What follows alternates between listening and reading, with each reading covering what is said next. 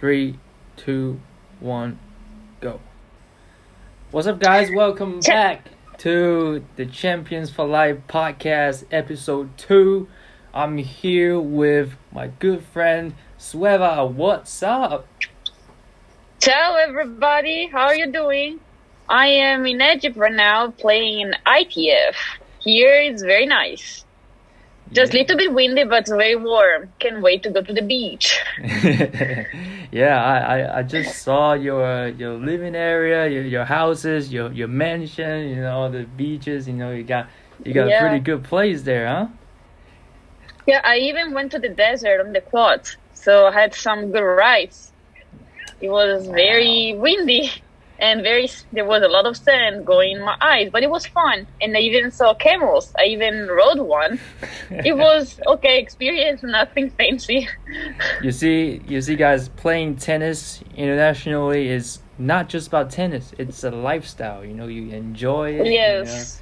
A lot of things there. But as you guys might not know, she was a college athlete, a tennis player for the University of Houston, where I studied, obviously, and I had the honor to play against her for once, and then after that she graduated. But she's a really good player, Thank you. Yeah, I think if I train for a couple more years, I can beat her. But right now I can't. Maybe if I stop training, maybe. Okay, well, I'm working hard right now. Yes, Still got to work on my forehand. But you as a college athlete, there's one burning question, people have been talking a lot, like, should you guys be paid? Wow. I mean, for me... Okay, go ahead. Let me hear you first. It's not the first time I hear this question, but I don't know if we can consider getting full scholarship being paid, because I went to the States with full scholarship, so I didn't have to pay for anything. I didn't have to pay for school, I didn't have to pay for living, I didn't have to pay for food, because they gave me money monthly. I don't know if that's considered to be paid or not, but I have to say I have good amount that I couldn't complain. I didn't have to ask any money from my family, so I don't know.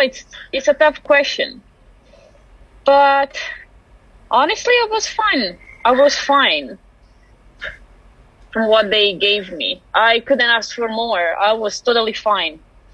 But I understand if someone actually wants to being still a pro player, maybe yes, because expensive outside university are expensive, and you need money in order to travel and play tournaments. It's quite expensive.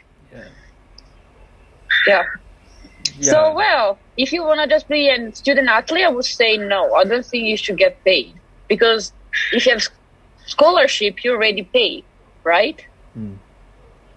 But then if you want to also be a pro player, then yes, they should, because you need money. So it's like a work. You're working.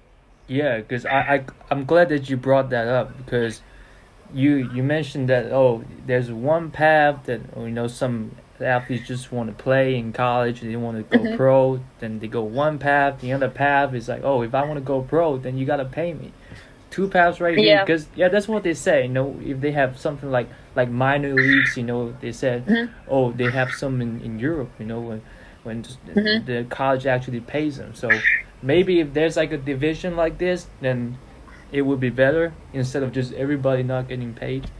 But I would say, for me, I'm not a college athlete, so I don't really understand if I should be paid or not. I don't train like more than 7 hours a day, 6 days a week. And, it's crazy. You told me a little about your training schedule and the work, waking up early in the morning, and then doing weights and then hitting the courts. That's a lot of work. And plus, you guys can, correct me if I'm wrong, but you guys cannot get jobs out there, like full-time job or internships or something that other students can get, right? Yeah. So No, basically, if you want to be a pro athlete, you have to give all your time to the sport. yeah, There's nothing you can do. You can't think about doing something else. yeah. And what No if you way. get injured? If you get injured, then do you still can you still maintain your scholarship? Or like if you don't play well, or let's say, I know that if you're not good academically, then you're probably gonna lose your scholarship, right? Yes, that's true. You have to, but the GPA you need in order to play, it's not very high. I think it's maybe one, maybe two, maybe even less, 1.8. So I think Wow. it's not that hard to keep it, right? I mean, you guys get like about at least 3.3, 3.5. I mean, it's yeah, that's Yeah, what I saw. it's also important because teams are very competitive, and all the sport teams, they want to be the best team. So everybody tries to get higher GPAs for the team. So you're going to be one of the best teams. Yeah. But if you get injured, well, if coach likes you or you're a good player, you can even get surgery there. They can pay you for the surgery and you still have your scholarship. But it's something maybe that it happens if you are freshman or sophomore. If you get closer to junior or senior year, they might not give it to you because you still have 1-2 years of eligibility. So maybe for them it's not worth it. But if you get injured, you don't lose eligibility. So yeah, I don't think it's a problem if you get injured. You can still get your scholarship, especially if you get injured on court. Yeah. Like, I don't think they can take away the scholarship from you. That would be very mean. Yeah, yeah. You had an injury before, and you still have your scholarship. So I mean, yeah. Yeah. No, I had it. I had it, and yeah. And then, well, coach can kick you out of the team if coach doesn't like you, if you don't behave. So that's also a good point. But I think it's hard to lose scholarship. Like, you have to do something very bad, like super bad. Yeah, I think we both know a person that actually happened. But we're not gonna talk about it right now. But I guess, would you say that in 2019 or 2020, a lot of NCAA said, oh, college athletes, they can actually get paid by sponsorships for themselves, that the image, if somebody paid them, let's say to appear in a ad, or let's say in a product or something, they can actually earn some money from that, but just not from the college, but from somewhere else. I mean, does that settle the whole debate? I mean, like, oh, you still get paid, but do you still need to be paid by the college? I mean, you got maybe sponsorship from like Nike or Adidas or whatever, if you're like a quarterback, or if you're like the number one tennis player, whatever. Do you think that's going to be well, like, when I started my college career, so you could play in college if you were an amateur. You couldn't be a pro player in order to play in college, so you couldn't get sponsorship. I think now it's different. They changed some rules because I see that there are more and more players that they go to college, but still they play pro tournaments. And also they don't play with the college outfit, but they play with sponsor. I'm not sure if they get money, yes or no. Or you can get the money saying, oh, I'm going to use this money to pay my trip. But you shouldn't get paid. That's the point. But I'm pretty sure there is a way you can do both at the same time, because I see more and more players doing it. Okay. I think it's different from the past. Sure. So but also, I wanted to add about the topic we just talked like a few minutes ago. Like, coach, I would say, till last year could decide if you could transfer. Like, coach, so in order to talk to another college, you have to get the okay from the coach. So a coach could let you or not transfer. I think that's also an important topic. Like, even if you don't like the team, you don't like the place, you don't get along with the coach could still say yes or no for you to transfer. That didn't make any sense. Because even if you wanted to go to a better school or different school, coach say, no, you stay here. Wow. That's right? Maybe the coach still sees some value in you. Maybe he or she think that you can still play better. But I mean, if it's something like a fundamental sort of dispute or like in differences, then yeah, I mean, that's a weird one. I mean, if you want to go, just go. I mean. Yeah, I know that some people had some troubles because they wanted to transfer to school, but coach didn't let them to transfer to this specific school because coach could decide where you could go. They say, okay, you can transfer, but you can go and play for this conference. Maybe it's like a rival conference or maybe like a rival school, so maybe you're going to go to somewhere else and beat them. I don't know. I don't know. I think it's very important having a good relationship with the coach and the team. That's what makes a team very good. If there is not good feelings, then I don't see the point to stay there and waste time. Sure. So your stance on this is, they shouldn't be paid because they already get enough money and they get enough recognition or support. That's good. Yeah, that's good. That's nice to hear from you. I think a lot of people, they say, oh, actually, if you look at the stats, a lot of famous colleges, they only spend around only 10% of their revenue on scholarships, and they earn a lot of money. They earn billions, and I think they need to do some more, like compensation to college athletes because they train a lot, and then plus they cannot get jobs while they're playing. So if they don't make it to the pros and after graduating, then they don't have anything to do. They don't have work experiences. So no, not at all. Yeah, so they should be paid maybe in some ways, but this is a really heated debate. There's people out there still debating, and I think maybe something will happen in the future. I don't know, but well, I remember in my senior year that we had this night event where there were many companies, and then you could talk to them, and they said that if they know that you were a student athlete, you're already, let's say, a step forward because they know how much you train and how your mindset works. Like, they know that you're gonna do something, you're gonna do it right, and you're not scared of working hard. So being a student athlete, it's already something that could help you to actually find a job. Like, many companies are looking for such people. Yeah, for sure. Especially if you major in like business or business management or sports, something like that. And yeah, that's something I didn't do, but yes. Yep. But I'll say there's another point that can support your stance is that let's say if they really get paid, but who's going to get paid? Is it the best athlete, or is it the department or the team that actually wins the most games or earns the most?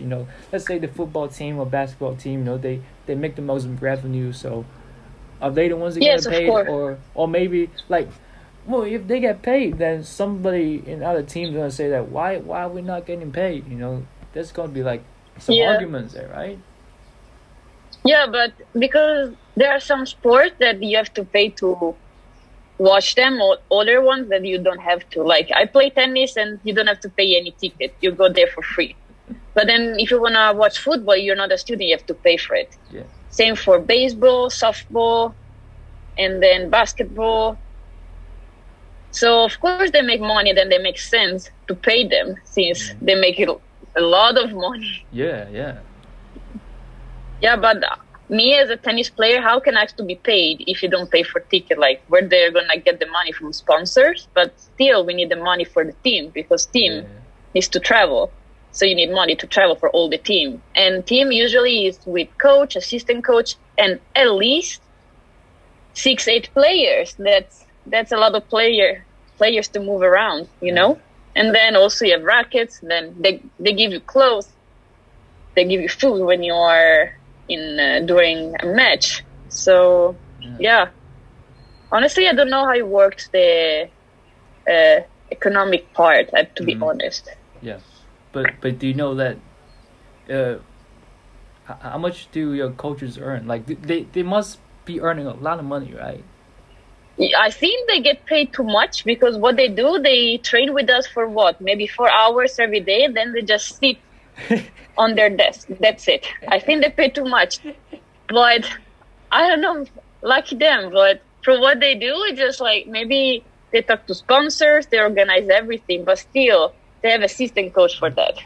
Yeah. So I don't know, for me it doesn't make sense, so much money for 4 hours of work.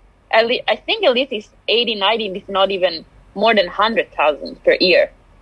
That's a lot. And I think also, and then I think also the university can provide you with apartment, so you don't have to pay for it. Yeah, and parking. So I think it's yeah.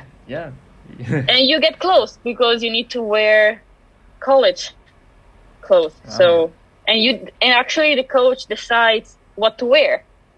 So and then decide how many things she or he needs. So yeah. Wow.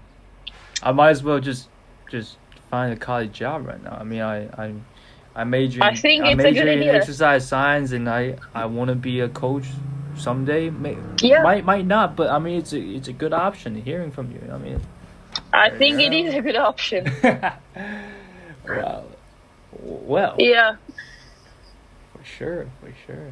I'll think. Yeah, it's crazy. Yeah, it's crazy the amount of money the athletic department has. It's like you can't even imagine. For sure. Well, I think. Yeah.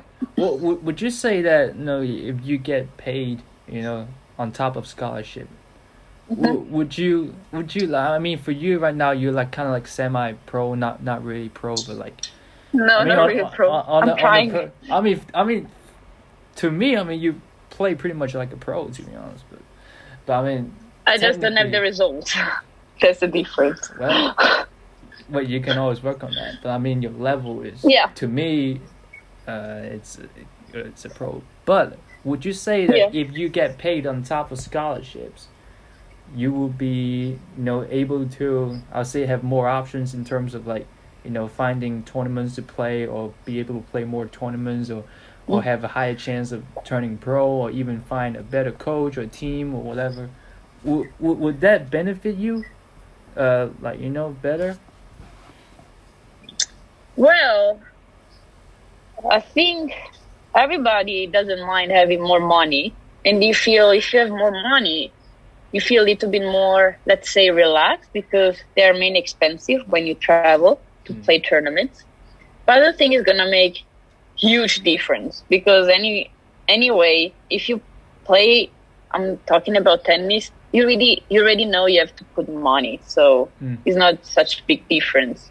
You have to pay for a coach. You have to pay for the trips. You have to pay everything by yourself. So, well, you don't mind having more money, but still I don't think it's going to make huge difference. And then if you're good, then you're going to get sponsors. So, yeah. I don't think it's going to make that huge difference, but I think the NCAA gives like a prize every year to the best two athletes. So actually they sponsor ex-college students, and they give them like a good check. I see. Well, you if I don't remember wrong, you like the number 1 or 2 tennis player in UH. So yes, I was number 2. I also played a few times as number 1. Yeah. But mainly I was number 2. I was solid number 2. Did you get awarded by UH? Never. I never made it. Even if my last season I just lost 1 match. I had a record of 21-1. Never got anything. Just good job, Sveva. Well, I'm sure that achievement's gonna stay in the history book, and people will notice that. People will recognize it. Yeah. I mean, it's an amazing achievement. Yeah. Yeah, but at the end of the year, we have this night that the athletic department gives awards to athletes, where mainly were football players, swimmers, baseball, tennis. There is just the women's tennis team. Yeah, so it's very small team compared to others. Have the same recognition. And I have to say, the other teams at U of H, they are very good. Like, they're top in the conference. Yeah. So, yeah, it was tough. Well, talk about tennis. For all the audience out there that know a little bit more about tennis, we're gonna talk about building our favorite tennis player. We're gonna build a male player. We're gonna build a female player, and then in terms of their forehand, backhand, serve, volley, and mentality, we're gonna pick one current professional player, and then be our best player for that area. Let's say forehand. For my male player, I'm gonna pick forehand. I'm gonna pick Federer. Backhand, I might pick myself, but let's just stick to a professional player. Okay. Okay. Cool. Yeah. All right. So we're gonna build a female tennis player first. Okay. Okay. So forehand, who would you pick? Forehand. It's tough. Who I like with forehand. Well, since you're a semi-pro player, you can pick yourself. No, I'm not gonna pick myself. I don't really like my forehand. Right now, I prefer my backhand. Okay.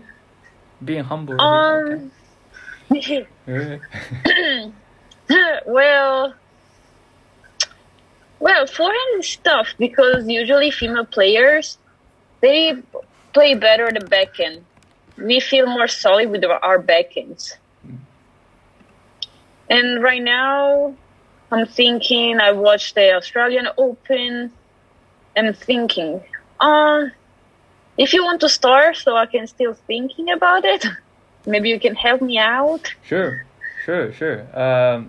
Female forehand, for me, no doubt, it's gonna be Serena Williams. She has the most power from the forehand. She can redirect the ball pretty well. One of the most deadliest shot that she can make from forehand is a short cross-court forehand, with the one that dropped in the service box. Yeah, that's right. It's like it's coming out from nowhere. It's a quick sweep motion from forehand, and I think it's pretty stable from the baseline. So, it has to be her. So. Yeah. I don't know, with forehand, then I can't even think about tennis players right now. Yeah. Well, I really like Nali, the Chinese player, back in the days. I think she was complete. So I think I'm gonna say her forehand. Yep. But she doesn't play anymore. She retired. That's fine. Current or let's say retired. Retired professional. Yeah, I think she was very solid at the baseline. Yeah. I really liked the way she played. She was very clean. Oh, she's actually Lina, by the way. Lina, not Li. Yeah. Lina. Yeah. But she's an all-round player. Sure. Okay, so you got Lina for forehand. Backhand. Backhand for me. I like Muguruza. Oh, that's a quick one. Sure. Yeah, I think she hit very hard the ball, and then she knows where she's eating, and she doesn't miss a lot. That's a good choice. But I'll pick Halep. Yeah, okay. I'm biased because my backhand is a bit more defensive and is more like a grinder. If I just play with my backhand, so Halep is a defensive player, and I just like how she defends from her backhand.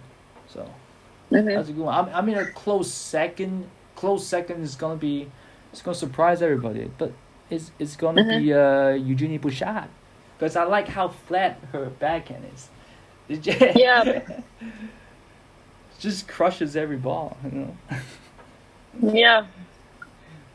But she's nowhere now. She's probably partying in Miami or probably in Egypt. You never know. I don't know. No. Well, here last week there was a player that was top 100. Her best ranking was 76. Ah, okay. Not bad. She played all Grand Slams. I wouldn't complain. Cool. 76. Okay. What about serve? Who's got? Pliskova. Oh. She's just so powerful. She doesn't know how many eights she makes every single match. She's just like, I want to have her serve. It's a much easier life. He's like, yeah, it's effortless. It's pinpoint accurate. I'll go with you on this one. Actually, I'll go with you. Yeah. I'll go with you on this one. Volley. Yeah, I know. Female players, they don't play a lot of volleys, but who do you think has got your favorite volley? I think one that has very good feelings. It's Jabeur from Tunisia or Turkey. Okay. Don't remember her nationality. I think. Well, also Barty. Oh yeah. Very good feelings with the hands, so I think they have no problem playing at the net. Yeah. I think I'll pick. I think I'll pick Naomi Osaka. At the net? Yeah, at the net. Actually, I would pick her mentality. Oh, okay. She's just so tough. She's very calm, but then she hits the ball super hard every single point. It doesn't matter if she's up or down. Just she's gonna keep going. Nothing stops her. It's amazed me. Her technique is not very good at watching, but she's so powerful and then very effective. Yeah, but she's pretty humble. Yeah. She's like she bows, she bows to the crowd, and when she gets the trophy, and it's Japanese, they race very well and very nice, humble. So mentality, yes. I mean, she's right up now, there. yes, she's super strong. Yeah, for sure. And I'll go with that too, for sure. I'll go with that too. I mean, another one is Serena Williams, but sometimes she shouts, sometimes she complains at the umpire. I mean, you can also say that Naomi Osaka is only out there for a couple of years, so you might want to see her longer. Williams is being out there for 2 decades. Long time. She's like, I don't know, she's like nearly 40 right now, but yeah, for sure. Cool. Let's go to a male player. Okay. Yeah, male forehand. I'll go first. Del Potro. I'll go first. Already. Okay. What did you say? Del Potro. Oh. I don't know why. I don't know why. Cause I asked other women's team player, UH, and I asked him, like, who's your favorite male player? Del Potro. Why? I mean, you guys might not know. One of the other team player she's called Lauren, and I asked her, and she said, "Oh, Del Potro. Who are you rooting for? Del Potro versus Nadal or whoever? Del Potro. There's something cool about that guy, Yeah. Yeah, he gets all the girls. Oh, okay, but yes, his forehand is really nice. But I'll go with Federer. Okay. Backhand. Yeah. Well, backhand. I think Djokovic is very solid with backhand. But I don't know. Also, I didn't mind Tsonga. Back in the days. Yeah, back in the days. Yeah, he's coming back. But it's hard. Yeah. Nice guy. Really nice guy. Yeah. So you go with Tsonga? Yeah, I'm going to go with Tsonga. Oh, you know what? That's going to surprise you. I'm going to go with another Frenchman. Benoit Paire. Okay. Yeah. Well, Paris is crazy. Yeah. But he's got a nice haircut. He's got a good taste of wine. I mean, if you guys watch his Instagram post, you know. But yeah, his backhand is really good because one thing I like about him is he basically just plays his backhand. I mean, his forehand is kind of bad, and so you got to be better at backhand. And one thing I like about him is he plays backhand on the forehand side, and he can redirect the ball pretty well, and he can slice it and do a volley. I mean, his volley has got a really good touch. So yeah. Okay, serve. Well, male players, I'm gonna go with like Karlovic, Isner. Oh, the fastest servers, huh? Okay. Yeah. So which one, Karlovic or Isner? Karlovic. He was very funny. I like him. Yeah. Well, he's pretty old, but yeah, I mean, he still got it. Serve is gonna be Kyrgios. Okay, that makes sense. Yeah. Bam, bam, bam. He served aces on second serve. I mean, he can do underhand. You know, he can imitate better. You know. Yeah. Yep. That's my guy right there. Yeah. Volleys. Yeah. Well. Well, Federer is pretty solid at the net. Yeah. But pretty much all male players, they go to the net, and I don't see that any of them has troubles like going to the net. Like all of them, if they have the chance, they just go. So you go with Federer on this one? Yes. For me, current player.